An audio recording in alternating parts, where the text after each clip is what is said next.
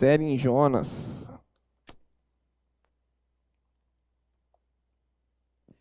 É muito bom a gente estar refletindo e pensando o quanto muitas vezes nós somos indigestos, né?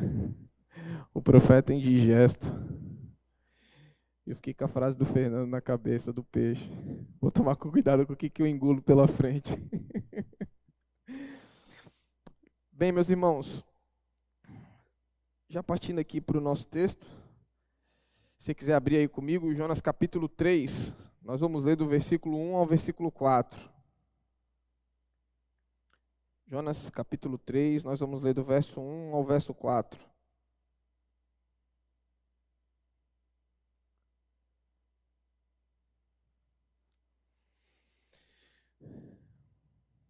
E diz assim a palavra do Senhor. Veio a palavra do Senhor segunda vez a Jonas, dizendo: Dispõe-te, vai à grande cidade de Nínive e proclama contra ela a mensagem que eu te digo. Levantou-se, pois, Jonas e foi a Nínive, segundo a palavra do Senhor. Ora, Nínive era cidade muito importante diante de Deus e de 3 dias para percorrê-la. Começou Jonas a percorrer a caminho de 1 dia e pregava e dizia: ainda 40 dias Nínive será subvertida. Oremos, Pai. Nós queremos te agradecer nessa noite pela tua palavra. Nós queremos te agradecer nessa noite por esse privilégio de ter tido esses momentos de oração em que, Senhor, tem dias que poderíamos passar aqui a noite inteira só orando, engrandecendo o seu nome, intercedendo pela vida de outros, porque a oração é intimidade contigo, ó Pai. Obrigado por esse tempo, que essa palavra de agora, ela traga efeito e mudança aos nossos corações e às nossas vidas, começando do meu. Essa é a minha oração em nome de Jesus. Amém. Gente, aqui, quem lembra, lógico quem é da época, das mães ali dos anos 90, né? Que arrumava a gente e falava bem assim, aí a gente ficava perguntando, onde que nós vamos? E aí ela não falava, né? Aí quando terminava de arrumar, falava onde que ia. Aí às vezes era um lugar, a casa de um parente, ou um local que a gente não queria ir. Aí a gente fazia aquela malcriação pesada, porque não queria ir naquele lugar. E o que que elas faziam? Nos corrigia, né? É a palavra bonita hoje, corrigia. Naquela época não era corrigir, aquilo não era correção. Que fique registrado nos autos. Você misturava o choro com um monte de coisa aqui no seu rosto ficava um pouco escuro. E aí, quando você parava de chorar, falava o quê? Engole o choro e agora nós vamos lá. E você, era o quê? A segunda tentativa. A segunda vez. Depois de quê? De ter sido corrigido, né? Depois de ter sido ali corrigido, você se recompunha e agora você tinha que ir lá no lugar que a sua mãe estava falando para você ir. Praticamente, mais ou menos é isso o que acontece com Jonas, né? A gente lembra que Jonas foi convocado a obedecer a palavra e a voz de Deus, e isso não acontece no primeiro capítulo. Ele faz ao contrário. Em tese, aqui daquilo que a gente já vem estudando, daquilo que foi ensinado para nós temos uma linha de pensamento, que é uma ordem de Deus através da sua palavra, o servo ou o profeta obedece e encontra-se, quando isso acontece, felicidade, alegria, contentamento, disposição. Essa seria a ordem natural das coisas. Mas Jonas, assim como nós, aquelas crianças que não queriam ir para a casa de uma tia, eu não posso falar da minha tia porque minhas tias eram legais, mas vamos para a casa de uma tia não muito bacana, ou então para a casa de uma amiga da mãe não muito legal, Jonas faz o quê? Bate o pé e fala, eu não quero ir, eu não vou ir, o seu coração endurece. E aí, do contentamento, vai levar o quê? Ao juízo. A gente em alguns momentos da nossa vida, passou muito bem por isso, pelo juízo, quando endurecemos o nosso coração. Ou seja, uma tempestade, ele é lançado ao mar, e aí vem o grande peixe, né? E aí mostrando que, mesmo em meio ao caos, estou fazendo só um panorama bem rápido para a gente entrar aqui, Deus envia a salvação ali para Jonas, mesmo em meio àquele caos, não da maneira e do jeito que ele queria, não da maneira e do jeito que ele desejava, mas da maneira e do jeito que Deus quis, que foi o grande peixe. E assim como Jonas, muitas vezes nós estamos indiferentes às ordens de Deus. Nós estamos indiferentes àquilo que Deus manda. Aquilo que Deus manda a gente fazer. E aí a gente passa por tempestade, juízo, a gente passa por dificuldades, o barco balança porque o nosso coração foi endurecido por querer fazer as nossas vontades. Tanto que no capítulo 1, olha como que quando a gente quer fazer as nossas vontades, a indiferença toma conta no nosso coração. No capítulo 1, vai mostrar para nós que o que ele fazia enquanto o juízo de Deus, a tempestade estava matando a todos. Ele dormia. Eu falei bem assim, esse cara é da terra da Bahia. Só pode. A tempestade. João, que isso? A tempestade comendo solta e ele o quê? Na rede, no porão do navio. Que isso, meu rei? Balança mais. Ele achou que era alguém balançando a rede. Mas lógico que isso é uma brincadeira com meu amigo baiano, mas preste bem atenção o tamanho que a indiferença, quando toma conta dos nossos corações, mediante a desobediência, o que faz a gente fazer em situações críticas, em situações em que o juízo de Deus é claro, em situações em que o juízo de Deus, ele é presente, como aqui em Jonas capítulo 1. Ao ponto do capitão gritar, por que você não clama ao seu Deus? Nós estamos afundando ao ponto de morrer. Jonas naquele momento estava indiferente, sem graça, sem a graça de Deus em seu coração e em suas atitudes. Se assemelhou com alguém aí? A indiferença, o coração duro, a carência, a ausência de graça, nos deixa com o coração duro, indiferentes a qualquer tipo de situação, seja ela da mais adversa possível ocorrer. E em contraste com isso, nós vimos que dentro do grande peixe, a atitude dele é outra. Agora, um cara que antes estava indiferente, e aí já pula para o capítulo 2, ele agora tem uma outra atitude dentro do grande peixe. Ele tem a experiência transformadora que nós experimentamos, e eu espero que eu e vocês que estão aqui, vocês que estão em casa tenham experimentado, que é a experiência do arrependimento dos seus pecados, do arrependimento dos seus erros. Ali dentro do grande peixe, ele experimenta essa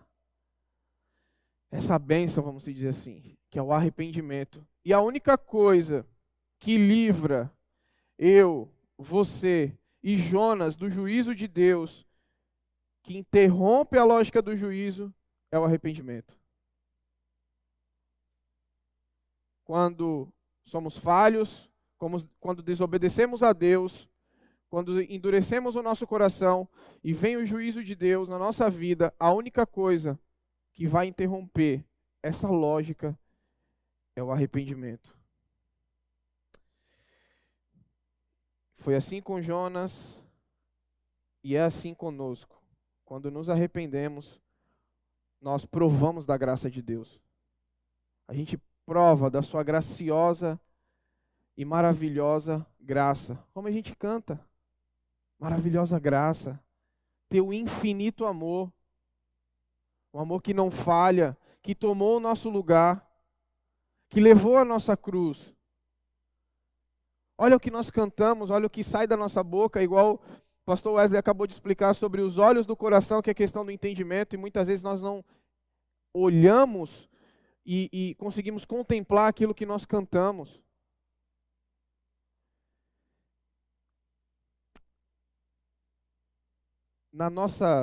Na igreja, não há espaço para pessoas que não se arrependem. Aqui é um lugar de arrependidos, não de perfeitos, mas de falhos que se arrependem. A igreja, não só o espaço físico local, mas a igreja de Cristo não é um local de não arrependidos, pelo contrário, é um local de arrependidos, aqueles que precisam encontrar da graça do Senhor. E nós experimentamos da graça, mesmo merecendo juízo. Assim também foi com Jonas. E Jonas ora ao Senhor arrependido e ele tem uma nova chance, uma segunda chance. E se você recordar bem, no capítulo 2, Deus não responde e não fala com Jonas enquanto ele está dentro do grande peixe. Ele ora e ele clama ao Senhor. Mas Deus não fala com ele enquanto ele está lá dentro. Pode ir depois em casa dar uma olhadinha no capítulo 2. Deus o ouve. Ouve a sua oração. Ouve a sua súplica. Mas o grande peixe, além da salvação, era um tratamento na vida de Jonas.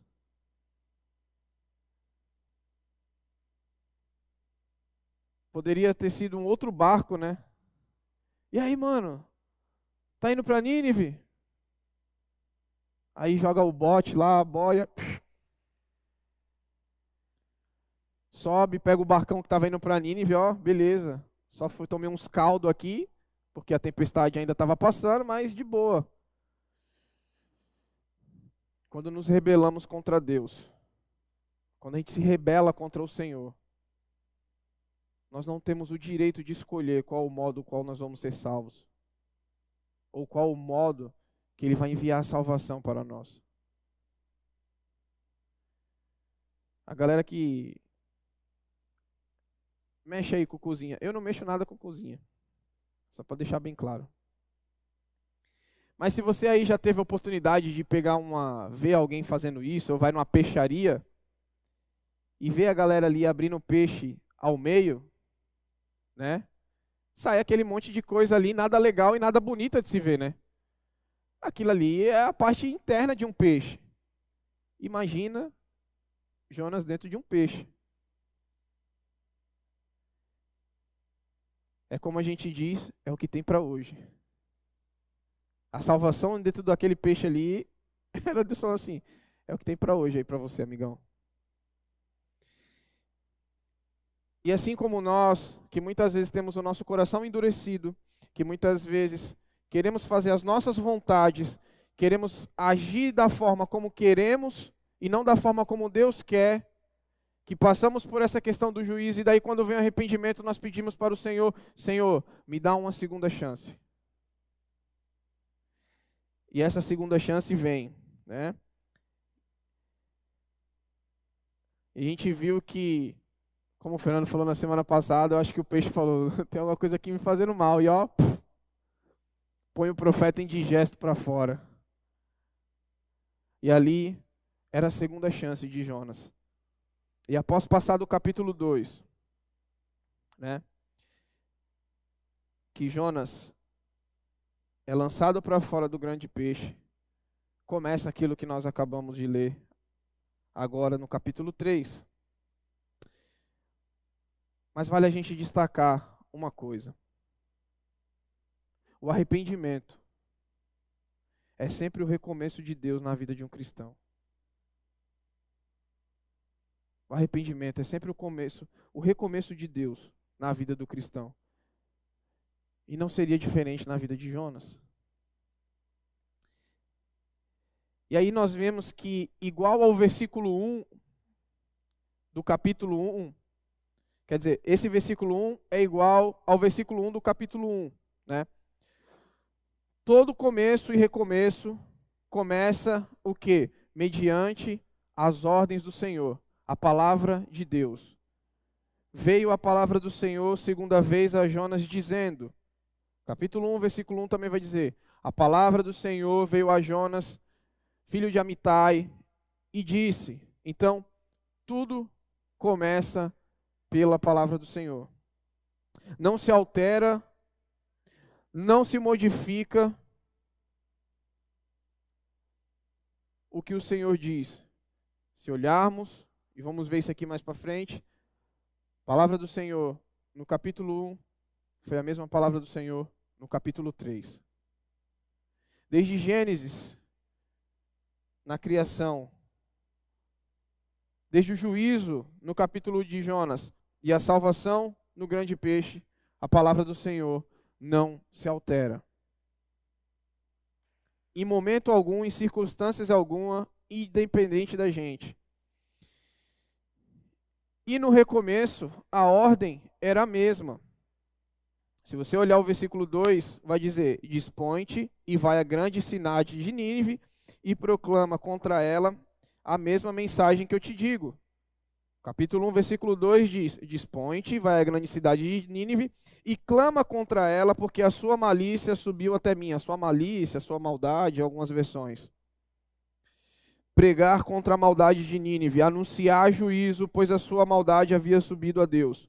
A melhor versão que a gente encontra aqui é a mensagem que eu te disse. Ou, como fala um amigo meu, a mensagem que eu te dissera. Por quê? Ele já tinha dado qual era a missão de Jonas. Qual era a palavra dele. O que Jonas tinha que fazer. Não é porque aconteceu esse rolo todo que Deus modificou nada. Deus olhou, arrependido. Peixe, pega esse cara aí rapidão, faz um favor ali para mim. Agora joga lá. Jogou? Levanta. Dispõe-te. Vai à cidade de Nínive e clama contra ela. Nada mudou. A palavra do Senhor não mudou. As ordens do Senhor a Jonas não mudou em momento algum. Nossas revoltas, rebeliões, coração duro e arrependimento não muda uma vírgula dos propósitos, dos planos ou ordens de Deus para nós. Nada. Nada muda os planos de Deus. Nada muda a palavra que Deus decreta. Nada muda aquilo que o Senhor tem para fazer. Nada. Seja nossas revoltas, nossas rebeliões, até os nossos arrependimentos. A palavra do Senhor vai permanecer a mesma. Vá e pregue. Essa é a segunda chance. Jonas, levanta, vá e pregue. Eu acho que, após ter passado por tudo aquilo, às vezes, Jonas poderia, assim como muitas vezes o nosso coração pecador fala, pô Deus, só assim? Vai e pregue.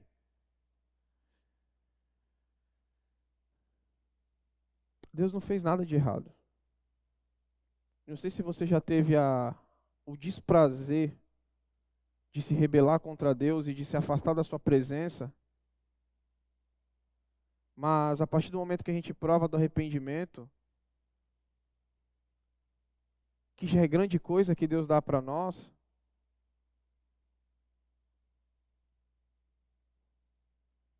Deus não tem a obrigação de passar a mão na nossa cabeça. Nós, como líderes, e eu já fui e ainda sou um liderado, não temos a obrigação de passar a mão na cabeça de ninguém. Esse texto é bem claro com relação a isso. A partir do momento que o nosso coração endurece, a partir do momento que as nossas atitudes nos distanciam de Deus, O que cabe a nós é: levanta, se dispõe e vai fazer o que eu mandei você fazer. Essa é a palavra de Deus para nós. Vá e pregue. Não teve, olha, deixa eu te falar uma coisa. Eu te coloquei no peixinho, mas foi pro seu benzinho, tá bom? Agora, tem como você ir lá de novo em Nínive? Não é assim. Pô, você está arrependido? Levanta, se dispõe, vai e pregue. Agora o que eu falei. Os meus propósitos vão ser cumpridos.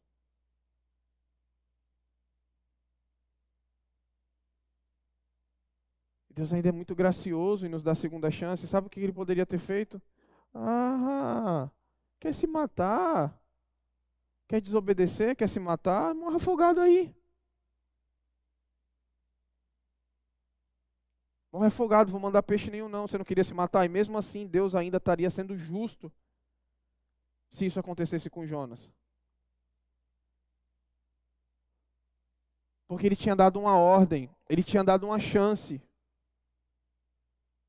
E quem desobedeceu foi o próprio Jonas. E Deus ainda é gracioso. E o versículo 3, em contraste com o primeiro ato, o arrependido, agora ele faz o quê? Ele obedece. Jonas obedeceu a palavra do Senhor e foi para Nínive. Se você quiser acompanhar comigo, o chamado do Senhor é irrevogável. Veja comigo Romanos 11. Se não quiser abrir, eu já leio aqui rapidinho para a gente ganhar tempo. 29 vai dizer assim: porque os dons e a vocação de Deus são irrevogáveis. O chamado do Senhor é irrevogável.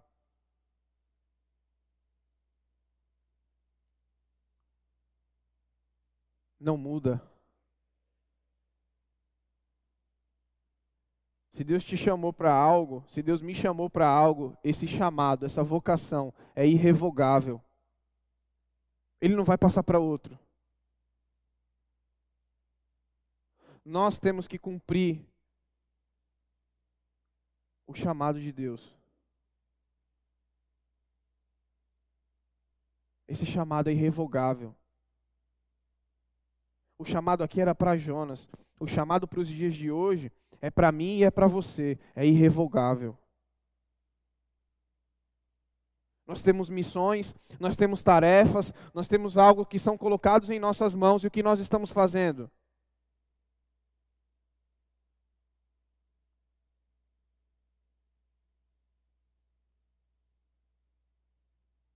Ao invés de ir para um lado, tá pegando o busão para ir para São Paulo.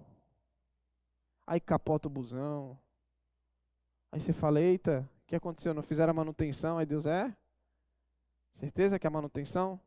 Não quer voltar não, numa boa?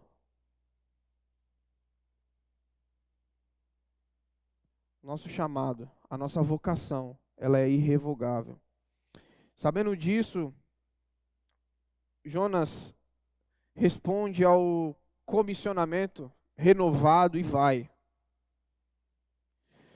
Não para onde o seu coração manda, mas agora para onde Deus manda. Essa parte aqui é sensacional.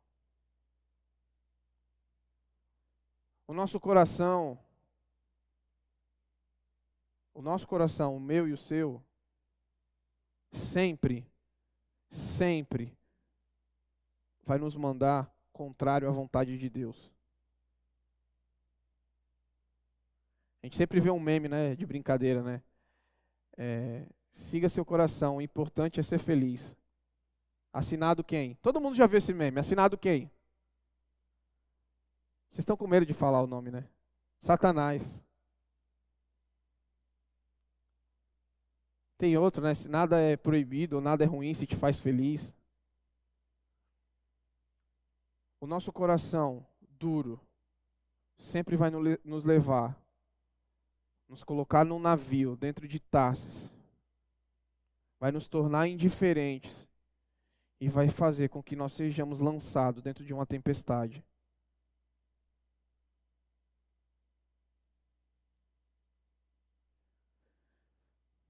Não vá para onde o seu coração manda, vá para onde Deus está mandando. Se você está aqui nessa noite, se você que está em casa me ouve, e você recebeu uma segunda chance, seja ela qual for, em qualquer circunstância da sua vida, não vá para onde o seu coração manda, vá para onde o Senhor está mandando você ir.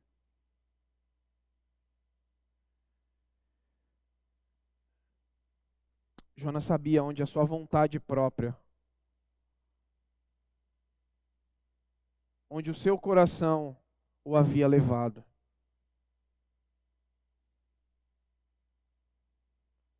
Onde o seu querer, o ninguém manda em mim, Deus não manda em mim. É que ninguém fala, né? Deus não manda em mim, né? Pastor não manda em mim, liderança na igreja não manda em mim. Aí você vai no seu coração. E aí volta todo arrebentado. Não vá para onde o seu coração manda. Vá para onde Deus está mandando você ir.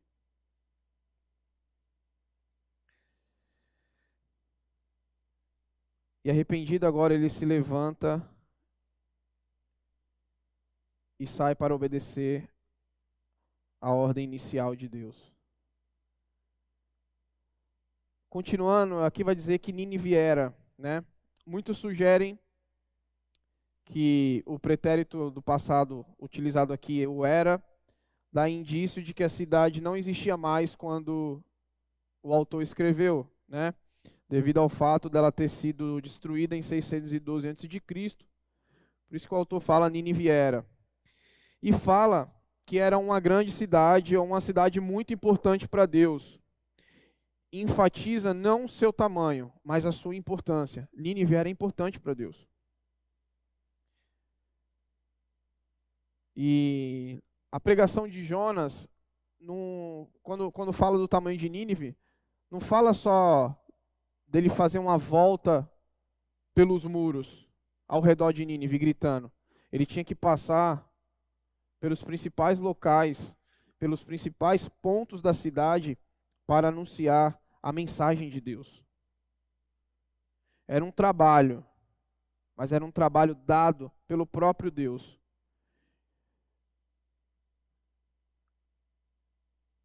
Não importa onde seja, o tamanho da cidade ou o tamanho do desafio, vá e faça o que Deus está mandando. Não importa o tamanho do desafio. Se você estava aqui quando o Alan começou a contar o contexto de Nínive, eu sempre costumo falar que Nínive, eu imagino Nínive com um portal assim, umas cercas, né? Que aí o pessoal era empalado e umas cabeças assim, naqueles arcos que geralmente tem em cidade, né? Tem umas escritas assim, bem-vindo a tal cidade. E o bem-vindo a Nínive era cheio de cabeça da galera que eles tinham matado. A entrada da cidade. Não importa o tamanho da cidade ou o desafio. Faça o que Deus ordena. Faça o que Deus manda. Correndo para o nosso último ponto, no versículo 4, Jonas entra na cidade e imediatamente começa a pregar ou a proclamar. Lembrando que, como eu aqui já falei, vocês lembram como era esse povo. Vocês lembram como que era esse povo? Extremamente violento. Um povo sanguinário, extremamente violento. E olha como que ele tem que entrar na cidade anunciando a mensagem. Olha qual era a mensagem. Daqui a 40 dias, Nínive será subvertida. O termo aqui empregado para subvertida é o mesmo empregado para Sodoma e Gomorra. A ideia aqui é virar de cabeça para baixo. É como se virasse um prato, a boca de um prato de cabeça para baixo. Essa é a ideia de subverter. Mas, falando de Nínive em específico, também se encaixa, e o que é melhor se aproxima é a ideia de transformar. E aí eu não vou fazer igual os meus amigos. A ideia de transformação de Nínive não ficará comigo. Não precisa você me olhar assim, Davi. Ficará com Davi para a semana que vem. Mas essa é a ideia do Nínive será subvertida. Para Jonas, era a ideia de igual Sodoma e Gomorra. Mas nós vamos ver com Davi na semana que vem que o desfecho é totalmente diferente. E sabe o que é importante? O teor da mensagem. E a gente precisa deixar claro uma coisa. O profeta, ele não é um missionário. O profeta não é missionário. O profeta, a tarefa do profeta no mundo antigo era transmitir a mensagem de Deus para um destinatário específico. A do missionário e a mensagem do profeta raramente era agradável, diferente da do missionário. Raramente a tarefa, a mensagem do profeta, ela era agradável, diferente da do missionário. Porque a do missionário, a tarefa do missionário é transmitir a mensagem de salvação de Deus a todos. Ou seja, na mensagem de Jonas e na palavra de Deus não há indício de uma chamada a um arrependimento. Mas há uma mensagem de quê? De condenação. Por isso que a gente diferencia o profeta do missionário. Se a gente ler as duas mensagens, Nínive será subvertida em 40 dias, porque a sua maldade subiu até mim.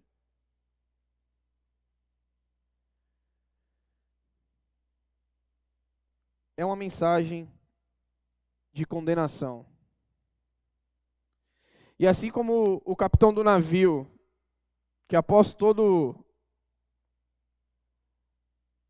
aquele terremoto, creu e adorou, muitas vezes é assim que acontece. Mas vocês pararam para prestar atenção na mensagem? E o contexto que esse cara tinha que falar na mensagem? Em 40 dias, Nínive será subvertida. Não há indícios de que Jonas tinha medo do povo de Nínive. Toda a sua fala nos 4 capítulos, não há indícios de que ele tinha medo de pregar em Nínive. Tanto que ele sai gritando, né?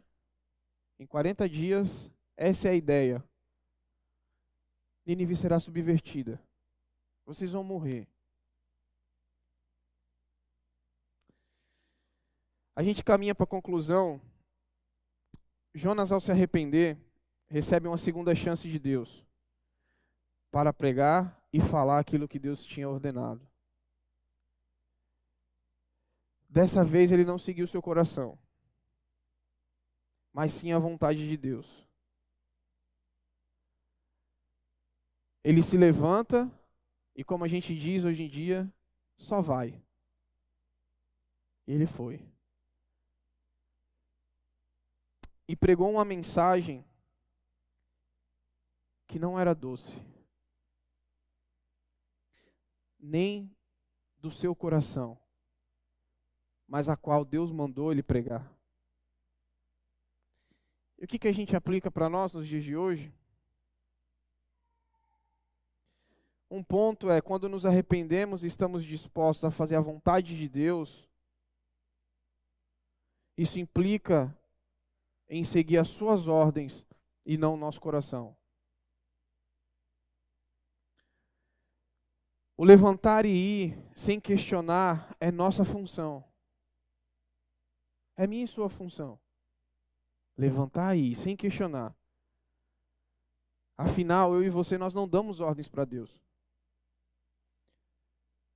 E fazer o que queremos, ao exemplo daquele menino que faz malcriação porque não quer ir para a casa da tia chata, sempre dá ruim. Quando fazemos o que queremos. Nós temos que fazer ao contrário disso. E por último, a salvação ou a condenação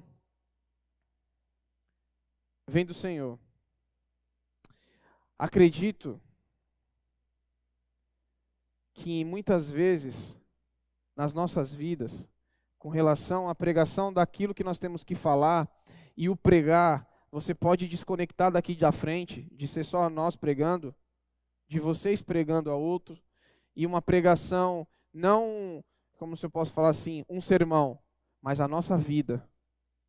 Pregar o que diz as Escrituras para outras pessoas, principalmente para outros cristãos, às vezes a gente está sendo missionário.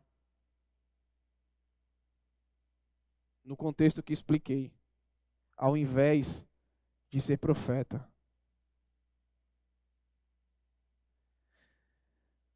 Não cabe a mim, não cabe a você o teor da mensagem. Mas cabe a nós pregá-la e deixar o restante com o dono da palavra, com aquele que mandou a gente falar. Meus irmãos, nós temos visto cada dia mais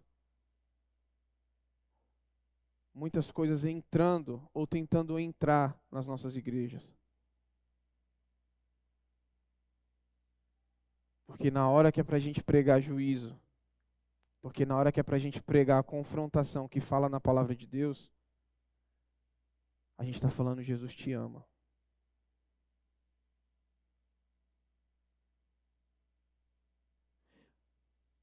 Tem momentos que não cabe somente o Jesus te ama.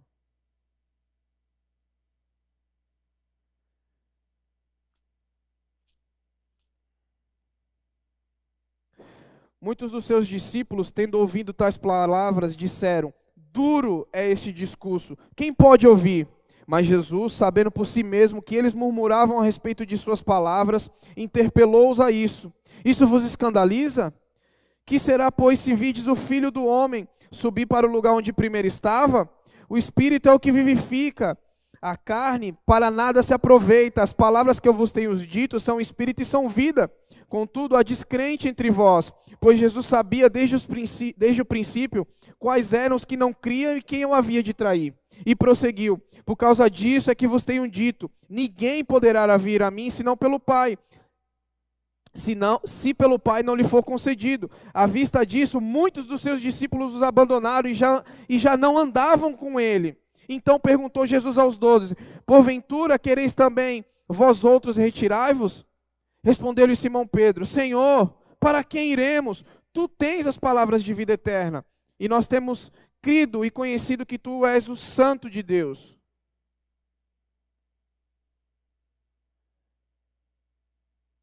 Ao pregar um sermão duro, ao saber qual era a intencionalidade naquele momento, eles viram e falam, duras são essas palavras. Quem pode suportar? Quem pode aguentar?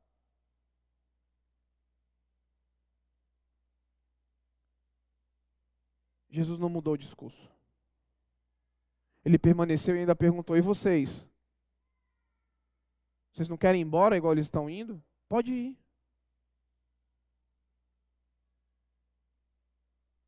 Muitas vezes, vocês que estão aqui, vocês que estão em casa, nós vamos ser chamados para sermos profetas. No sentido que eu expliquei aqui. A mensagem nem sempre vai ser doce, mas não cabe a nós o teor dessa mensagem. John MacArthur vai falar que a palavra de Deus, ela é como um leão faminto. Solte ela e ela fará todo o trabalho. O nosso papel é falar. O nosso papel é anunciar aquilo que Jesus está mandando. Não cabe a nós a questionar o teor. Senhor, mas isso aqui eu acho que o pessoal não vai achar legalzinho. Fala. Fala. Amor é amor. Pecado é pecado. Juízo é juízo. Arrependimento é arrependimento. A palavra do Senhor não muda. As circunstâncias, e é isso que eu quero que a gente entenda nessa noite, uma cidade extremamente violenta não alterou o coração do profeta da ordem que ele tinha recebido, porque ele tinha quase morrido por seguir o seu coração. Ele falou: ei, eu sei, ninivita perto de Deus não é ninguém, eu vou anunciar essa palavra sim. Ó, em 40 dias vocês vão morrer.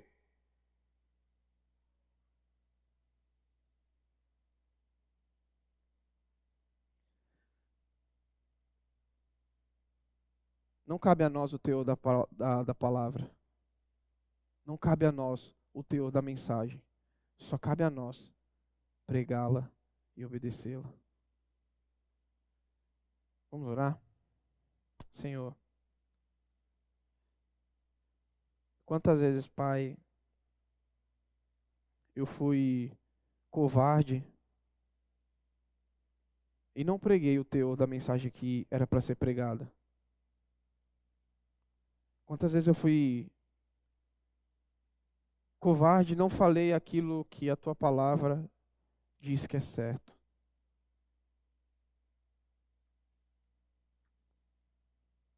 Perdão, Senhor, porque essa covardia pode ter matado a vida de alguém. Nos ajuda, Senhor, a cumprir a tua vontade. Hoje nós vimos aqui na tua palavra que Jonas teve uma segunda chance. Muitas vezes nós temos uma segunda chance e a gente não aproveita. Queremos ainda continuar fazendo do nosso jeito. Queremos ir a locais onde é agradável aos nossos olhos. Queremos falar somente para públicos que julgamos serem merecedores da tua palavra.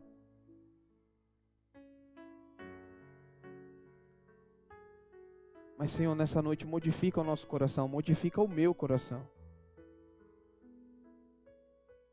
Para que, ao me arrepender, eu pregue a tua palavra.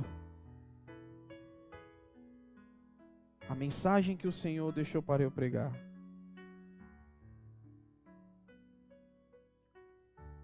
Cuida, Senhor, do nosso coração. Porque de nós mesmos só saem coisas ruins. E muitas vezes queremos modificar aquilo que o Senhor quer fazer. Mas livra-nos, ó Senhor, desse pecado. Livra-nos de tentar tomar o teu lugar. Livra-nos, ó Pai, de fugir da tua presença. Ou tentar fugir da tua presença. Livra-nos da covardia. Coloque em nós um coração obediente. Um coração arrependido. E um coração que ouve a tua voz.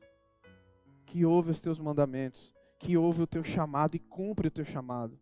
Que levanta e vai.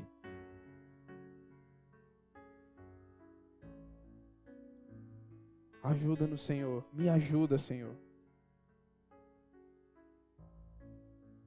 Essa é a nossa oração. Essa é a minha oração. Em nome de Jesus. Amém.